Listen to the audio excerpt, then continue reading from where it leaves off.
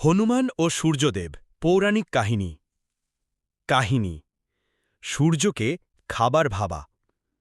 ছোটবেলায় ভগবান হনুমান ছিলেন খুবই চঞ্চল এবং দুর্দান্ত।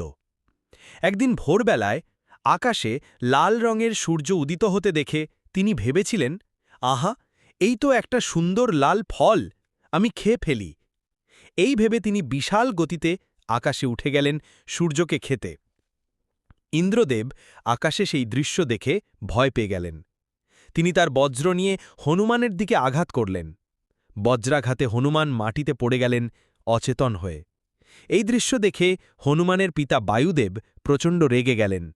তিনি পৃথিবী থেকে বাতাস সরিয়ে নিলেন। চারদিকে শুরু হল নিঃশ্বাস বন্ধ অবস্থা। প্রাণীরা কষ্ট পেতে লাগল। তখন সব দেবতা এসে হনুমানকে ক্ষমা চাইলেন। ব্রহ্মা, ইন্দ্র, সূর্যদেব ও অন্যান্য দেবতা তাকে আশীর্বাদ দিলেন অমরত্ব, অপর সীমাহীন শক্তি, বুদ্ধি, সাহস এবং জ্ঞান।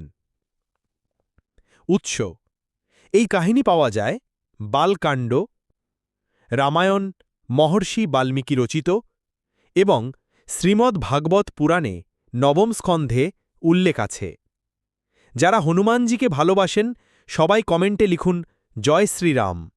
এই রকম ভিডিও পেতে লাইক ও সাবস্ক্রাইব করে পাশে থাকুন।